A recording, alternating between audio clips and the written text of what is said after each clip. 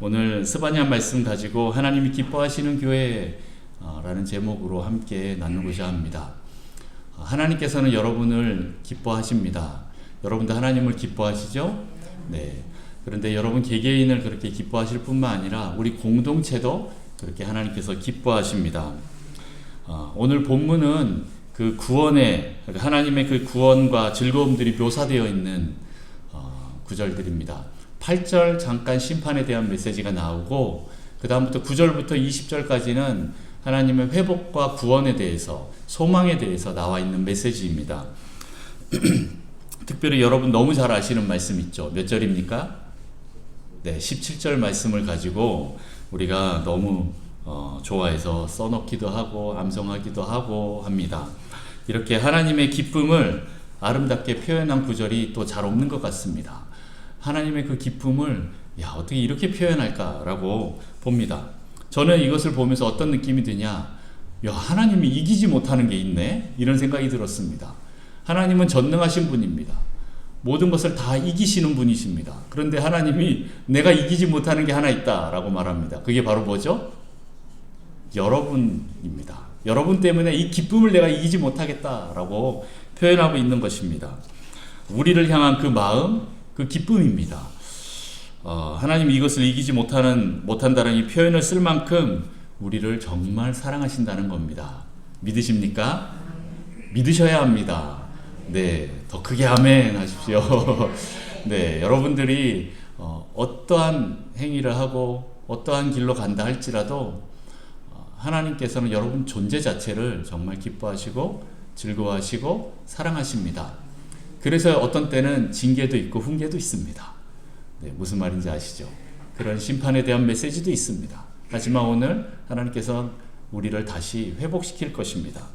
저희를 하나님 앞으로 다시 인도하실 것입니다.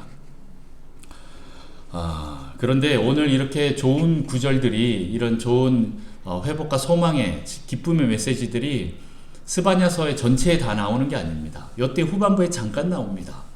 그럼 무엇이냐? 처음부터 계속 이 이스라엘에 대한 심판의 메시지들이 계속 나오는 거죠. 네, 1장부터 보면 계속 이스라엘과 이방에 대한 그 심판의 메시지들을 계속 선포하고 있습니다. 처음부터 심판과 경고의 메시지가 계속적으로 나옵니다. 그래서 오늘은 그것을 다 보고 싶지만 새벽 기도에 나오신 분들은 지난주에 그렇게 스바냐서, 그리고 또 여러분들이 그 생명의 삶 가지고 계속 묵상하신 분들은 이 스바냐서를 묵상하셨기 때문에 제가 그냥 훑고 지나갑니다. 이런 1장부터 오늘 3장 8절까지 그 메시지 전체들을 보면서 이 심판에 대한 메시지들을 보면서 우리가 기억할 것 몇 가지만 좀 보도록 하겠습니다.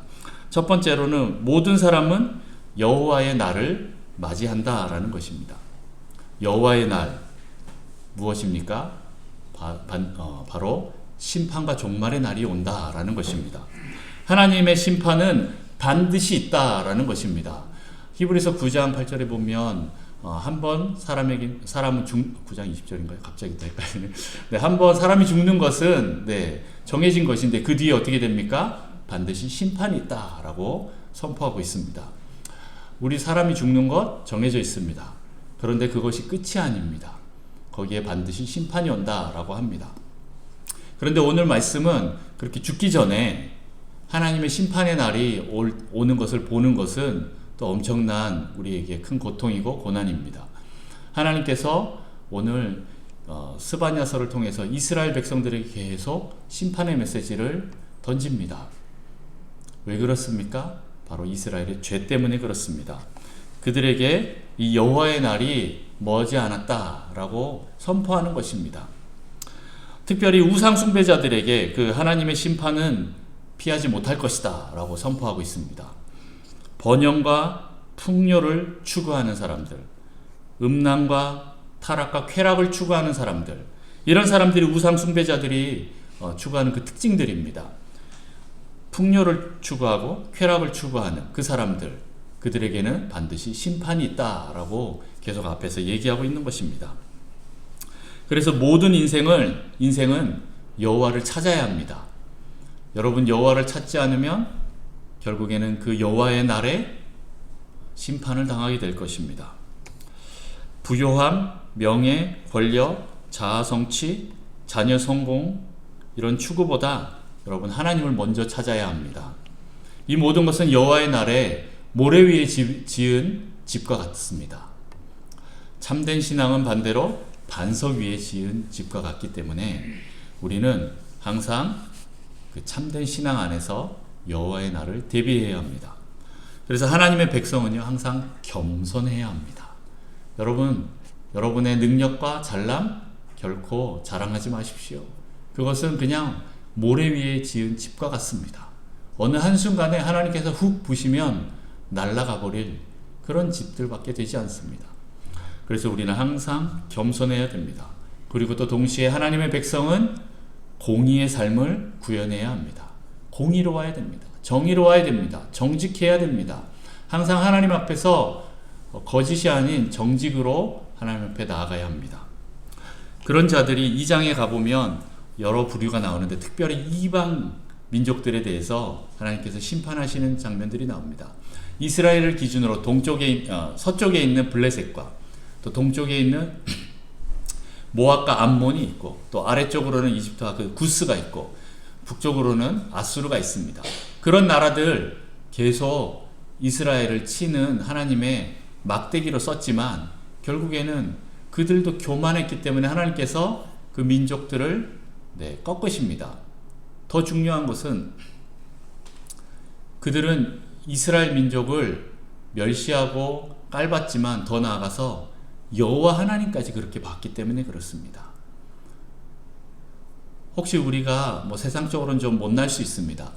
세상 사람들이 우리를 깔볼 수 있습니다. 거기까지는 인정합니다. 제가 못났기 때문에 그렇습니다. 그러나 내 뒤에 계신 하나님을 그들이 깔본다? 그러면 그들은 오래가지 못합니다. 하나님께서 잠깐 나를 위해서 심판의 도구로 그들을 이용할 수는 있지만 하나님께서는 그들을 끝까지 남겨두지 않습니다. 차라리 매맞고 쓰러져 있는 내 자녀를 하나님께서 팔로 안으시지, 그렇게 내 자녀에게 멸시한 그 자, 다시 말해서 내 아버지를 욕한 그 자들을 하나님께서 가만 놔두지 않는다라는 겁니다. 그래서 이스라엘 외에 있는 그 이방 민족들이 다 심판당합니다. 그런데 또 뒤에 더 나아가서 어떠한 나라와 그 도시를 하나님께서 또 심판하시는 장면이 나옵니다. 거기에 보면 익숙한 사람들이 나옵니다. 바로 누구입니까? 이스라엘과 예루살렘입니다. 거기에 있는 정치 지도자들과 영적인 지도자들을 하나님께서 또 책망하십니다. 왜 그렇습니까? 그들이 지도자 되었는데도 불구하고 정의와 공의, 정직을 행하지 못하기 때문에 그렇습니다. 지도자들이 올바로 서지 않으면 그 나라가 무너집니다. 지도자들이 올바로 서 있지 않으면 공동체가 무너집니다. 그래서 우리는 그 지도자들이 올바로 서 있을 수 있도록 계속 중보하고 그들이 올바른 길을 갈 수 있도록 옆에서 함께 해야 합니다.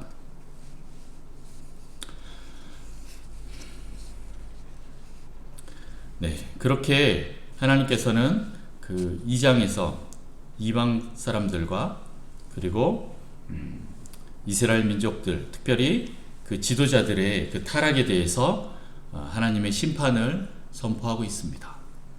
하나님은 택함받은 그 백성을 향해서 그럼에도 불구하고 그 백성들을 다시 인자함으로 그리고 다시 그 유다를 구원함으로 다시 한번 회복시키는 일들이 있으십니다. 그런데 그것이 오늘 8절까지 계속 이어집니다. 그 심판의 메시지들이 계속 있다가 이제 9절부터 회복이 나오는데요. 오늘 그 8절부터 좀 다시 보도록 하겠습니다. 8절부터 보면 그 심판의 메시지가 나옵니다. 나 여호와가 말하노라. 그러므로 내가 일어나 벌할 날까지 너희는 나를 기다리라. 내가 뜻을 정하고 나의 분노와 모든 진노를 쏟으려고 여러 나라를 소집하며 왕국들을 모으리라. 온 땅이 나의 질투의 불에 소멸되리라 라고 이렇게 말씀하고 있습니다. 오늘 하나님의 그 질투의 불이 우리를 소멸할 것이다 라고 얘기하고 있습니다. 왜 그렇습니까? 우리가 죄악에서 돌이키지 않으면 하나님께서 그렇게 하시겠다라는 거죠. 마지막 때에 여호와의 날에 우리를 심판할 것이 있습니다. 그것은 바로 여호와의 불입니다. 하나님의 불이 마지막 때에 떨어져서 우리 모든 사람들을 심판할 것입니다. 그날에 믿는 자들과 믿지 않는 자들이 동시에 그날을 맞이하게 될 것입니다. 믿지 않는 자들은 당연히 그 여호와의 진노의 불에, 질투의 불에 소멸될 것인데, 심판받을 것인데, 그럼 우리 믿는 자들은 어떻게 그 불을 통과하겠습니까? 그 심판을 견뎌내고 심판에서 의로운 존재라고 인정받겠습니까? 어떻게 해야 될까요? 우리가 심판에서 하나님의 그 질투의 불에서 살아남으려면 먼저 우리 성도들은요, 평소에 성령의 불에 연단되어야 합니다. 그 불순물들을 제거해야 됩니다. 하나님의 그 불에, 성령의 불에 연단되어서 날마다 그 불순물들을 제거하지 않으면 나중에 그 여호와의 날에 심판을 면하지 못하게 될 것입니다. 그리고 그 불심판을 받게 되어서 다 사라지게 될 것입니다. 그러나 우리 성도들은 그 성령의 그 불심판에 계속 연단되다 보면 우리 안에 있는 불순물들이 사라지고 우리 안에 있는 정금만 남게 될 것입니다. 여러분들이 그런 정금이 되기를 축복합니다. 지금 연단되어야 합니다. 지금 그 성령의 불을 계속 통과하여서 여러분들이 계속적으로 정금이 되어서 그 하나님의 그 심판에 부을 때, 야, 너는 정금밖에 없네? 더 태울 게 없네? 통과! 이런 놀라운 일들이 있기를 축복합니다. 지금 연단되고 지금 정결하게 되어야 됩니다. 그때 가서 하면 안 됩니다. 늦습니다. 그때 가서 하려고 하면 같이 그냥 타버리고 끝납니다. 여호와의 날이 언제 올지 모릅니다. 그 종말 하나님의 심판이 언제 올지 모릅니다. 심판은 두 가지 큰 의미가 있습니다. 하나는 세대적으로 실제적인 이 세대의 종말이 있고, 또 하나는 개인적인 종말이 있습니다. 시대적인 종말이 곧 다가올 것이고, 또 개인적인 종말도 곧 다가옵니다. 그러나 이 두 가지의 종말의 공통점은 언제 올지 모른다라는 겁니다. 도적같이 온다라는 겁니다. 여러분 얼마나 오래 살 것 같습니까? 모릅니다. 내 5분 앞에도 모릅니다. 그런데 내가 자신 있게 살 수 있습니까? 그때 가서 하지. 절대 안 됩니다. 지금 안 되시는 분들 그때 가서 안 됩니다. 될 것 같습니까? 안 됩니다. 지금 해야 됩니다. 여러분들 지금 성령으로 충만케 되고, 여러분 지금 성령의 불을 통과하시고, 여러분 지금 정결케 되어야 합니다. 그렇게 하지 않으면 늦습니다. 하나님의 그 심판은 언제 올지 모르기 때문에 여러분, 하나님의 그 복음의 메시지는 지금 받아들여야 됩니다. 요한복음에 보면 예수 그리스도께서 여러분들에게 다가오실 텐데, 여러분들 나중에 영접하시려고 하면 안 됩니다. 지금 영접하셔야 됩니다. 지금 영접하셔야 됩니다. 요한계시록에도 보면 예수님이 여러분 마음문 밖에서 계속 두들기고 계시는데, 여러분 나중에 가서 열어주려고 하지 마십시오. 지금 열어드려야 됩니다. 그리고 지금 주님과 함께 동행해야 됩니다. 오늘 이렇게 심판의 메시지가 있음에도 불구하고 우리에게는 구원의 메시지가 또 있습니다. 희망의 메시지, 소망의 메시지가 있습니다. 그것은 바로 하나님은 그들 가운데 계시겠다고 약속하신다는 겁니다. 5절, 11절, 15절, 17절에 계속 반복적으로 나옵니다. 그 말씀이 무엇입니까? 하나님이 우리 가운데 계신다입니다. 임마누엘 하시는 그 하나님이 바로 우리 가운데 계신다라는 거죠. 이 메시지를 여러분 기억하십시오. 이것을 잊어버리면 안 됩니다. 세상에 살아가도 하나님이 우리와 함께 하신다, 내 가운데 계신다, 특별히 또 우리 공동체 가운데 있다라는 것을 여러분 기억하셔야 됩니다. 그렇게 기억하시면서 한 걸음 한 걸음 나아갈 때 우리 안에 구원과 회복이 있습니다. 이것을 잊어버리면 안 됩니다. 이러한 심판의 메시지를 넘어서 하나님의 궁극적인 계획은 그 심판이 아니라 구원에 있음을 여러분 기억하십시오. 우리의 고난, 괴로움, 절망, 슬픔, 심지어 사망에서 하나님은 우리를 구원하실 것입니다. 하나님이 우리 가운데 계시기 때문에. 여러분 가운데 누가 계시다고요? 하나님이 계십니다. 이것을 믿어야 됩니다. 믿는 자들이 구원을 받습니다. 하나님이 내 옆에 있는데 알지 못하고 계속 다른 것을 찾고 있으면 안 됩니다. 마지막 여호와의 날에 하나님이 내 안에 있는데 내가 계속 다른 곳에 하나님 어디 계십니까? 하고 찾으러 다니면 안 됩니다. 지금 여기서 내가 계속 확증해야 됩니다. 하나님 어디 계시죠? 네, 내 안에 계시군요. 아, 우리가 안에 계시군요. 이게 확증이 돼서 우리 안에 믿음이 되어야 합니다. 그래서 그 믿음으로 계속 날마다 나아가면 여러분들 정금과 같이 되어서 나올 것입니다. 그래서 이 교회는요, 이 남은 자의 공동체가 되어야 합니다. 우리 12절 13절 말씀 다 같이 한번 읽어볼까요? 12절 말씀 시작. 내가 공고하고 가난한 백성을 내 가운데 남겨두리니 그들이 여호와의 이름을 의탁하여 보호를 받을지라. 이스라엘의 남은 자는 악을 행하지 아니하며 거짓을 말하지 아니하며 입에 거짓된 혀가 없으며 먹고 누울지라도 그들을 두렵게 할 자가 없으리라. 아멘. 누가 하나님의 구원에 참여합니까? 바로 남은 자들입니다. 남은 자, 오늘 뭐라고 말씀하고 있죠? 남은 자는 하나님의 말씀을 진지하게 듣고 순종함으로써 악에서 떠나서 그리고 공의와 겸손을 구현하는 자들입니다.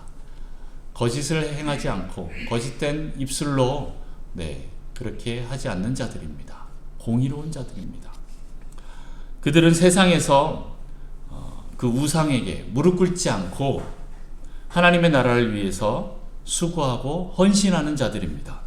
이들은 하나님의 심판의 때에 구원을 경험하고 더 나아가서는 그 하나님의 신적인 영광과 명성을 얻게 될 것입니다. 교회는 남은 자들이 모인 거룩한 공동체, 남은 자들의 공동체가 되어야 합니다. 교회는 이 세상에서 하나님의 구원과 위로를 전달하며 세상에 하나님의 영광과 명성을 과시하게 될 것입니다. 그렇게 하나님은요, 남은 자들에게 구원을 베푸실 전능자이십니다. 여러분 가운데 계시는 그분이 누구라고요? 구원을 베푸실 전능자이십니다. 여러분의 하나님은 능력이 많으십니다.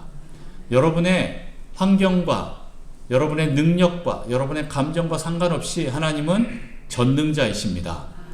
오늘 찬양할 때 찬양하세 우리 같이 찬양했잖아요. 어떤 분들은 정말 힘든 가운데 계실 수도 있습니다. 많은 여건들 속에서 실패하고 절망과 낙담 속에 있는 분들도 계실 수도 있습니다. 그럼에도 불구하고 우리가 찬양할 수 있는 이유는 무엇입니까? 하나님은 찬양받기에 합당하신 분이십니다. 나한테 하나님 왜 내 병을 안 고쳐주시죠? 하나님 왜 내 사업 안 풀어주시죠? 하나님 나 왜 이렇게 억울한 일들을 당하죠? 그럼에도 불구하고 하나님은 찬양받기에 합당하신 분이시고 그럼에도 불구하고 하나님은 전능하신 분이라는 것을 여러분 기억하십시오. 그 하나님이 여러분 가운데 계십니다. 다른 곳에 있지 않습니다.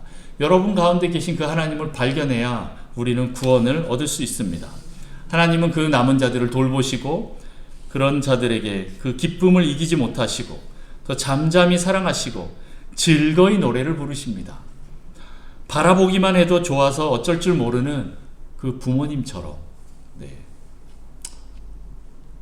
실은 이 스바냐 3장 17절 말씀은 저희 가족에게 큰 의미가 있습니다. 바로 무엇이냐? 저희 딸 아이의 우리 이름을 여기서 따서 지었기 때문에 그렇습니다. 여희란 이름이 무엇인지 잘 모르는 분들이 많아서 계속 물어봅니다. 무슨 뜻이에요? 그런데 우리 딸 이 뱃속에 있을 때 태명으로 우리가 기쁨이라고 지었습니다. 야, 기쁨아 기쁨아 그러는데 나중에 이제 이름을 기쁨이라고 하면 나중에 할머니가 되어서도 기쁨 할머니 이렇게 하기 조금 애매하고 또 야 친구들이 야 너는 이름이 기쁨인데 왜 슬퍼? 뭐 이렇게 말하고 놀릴 수도 있을 것 같아서 희자라는 단어 그 한자를 한번 넣어보자 했는데 혹시 여기 희자가 들어가시는 분 계십니까? 저희 어머니가 희자 쓰십니다. 승자 희자 쓰셔서 승희이신데 왠지 희자를 쓰면 조금 표현이 조금 그런데 올드해 보이고 그래서 어떻게 하면 좋을까 막 이렇게 하는데 제가 화장실에서 하루는 하고 이렇게 속을 딱 비우고 났는데 갑자기 하나님께서 계시를 주셔서 스바냐 3장 17절 말씀을 딱 떠오르게 하시는 겁니다. 그러면서 여호와의 기쁨이라는 단어가 갑자기 딱 떠오르는 거죠.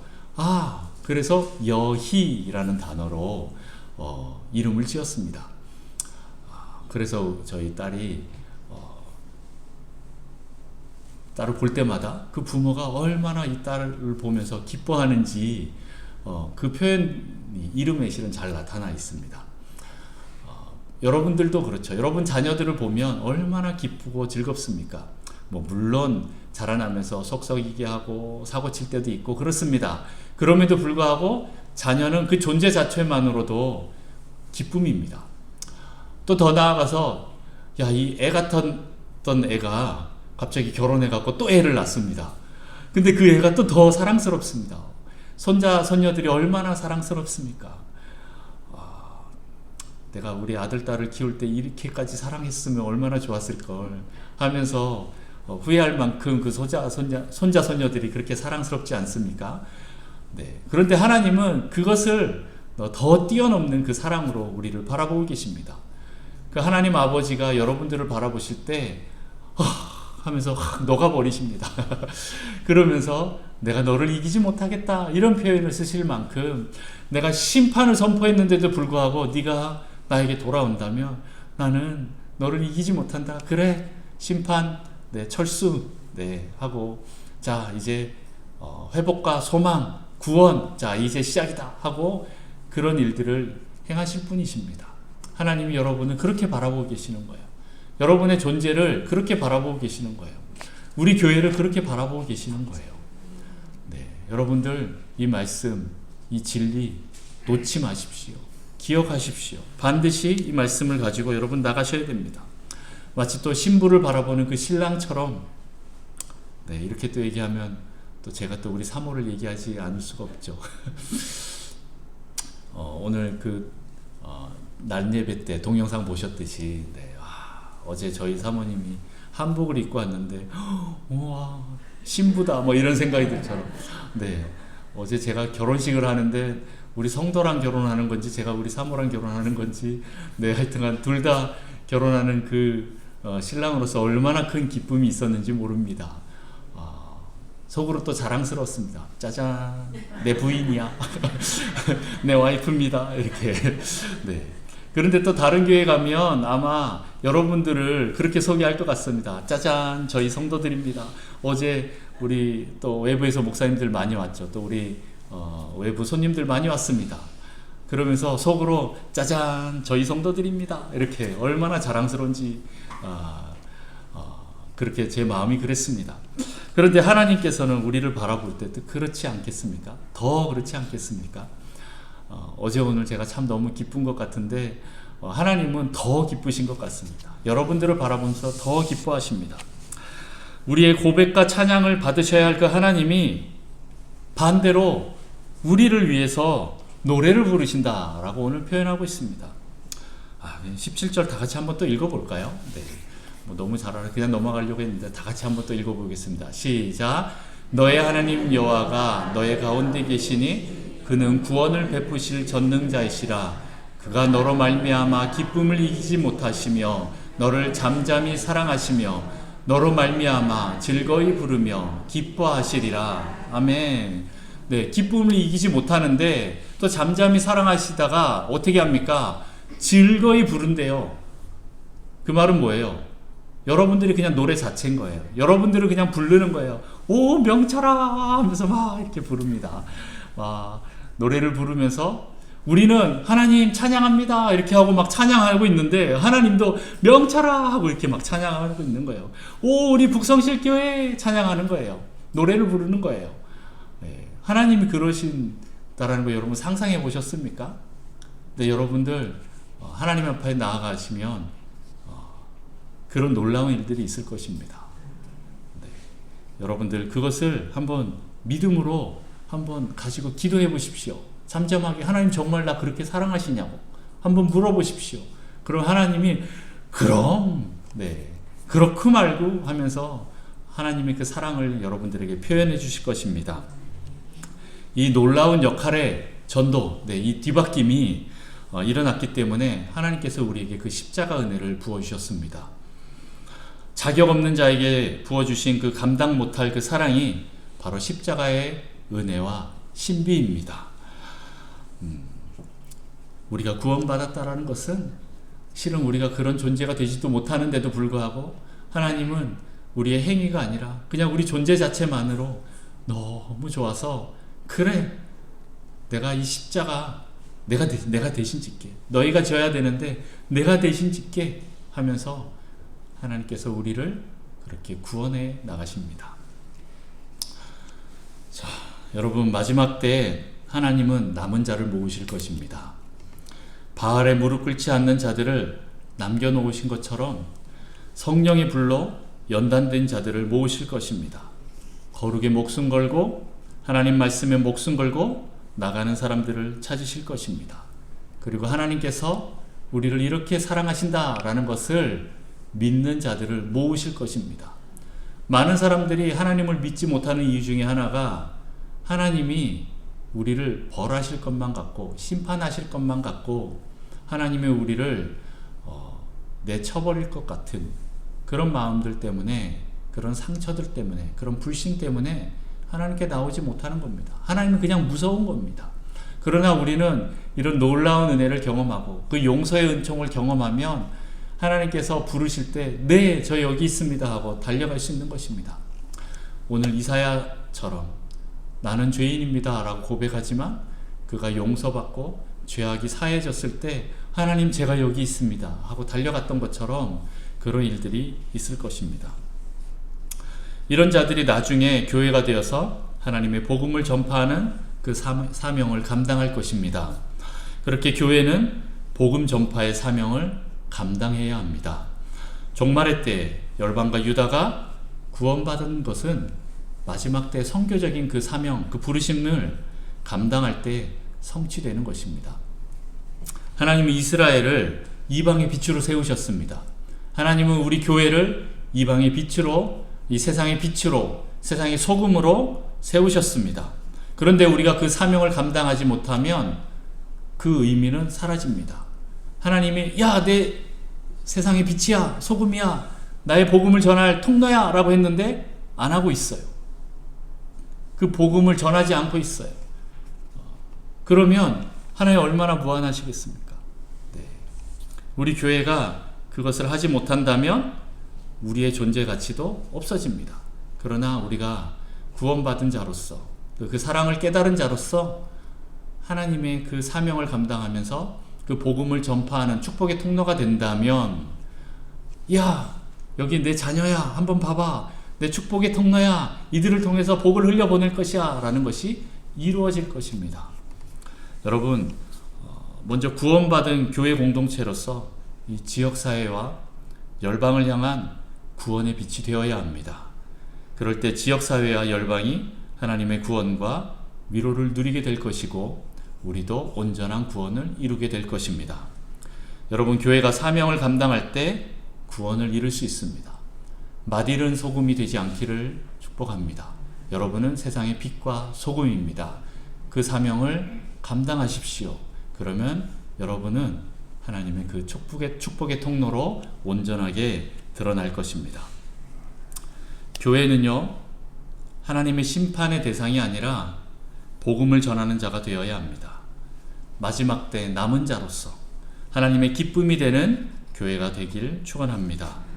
우리 북성실교회를 보면 하나님의 기쁨이 가득하여서 날마다 축제와 잔치와 즐거움이 가득한 그런 공동체, 그렇게 기쁨을 전염시키고 전달하는 그런 공동체가 되기를 축복합니다.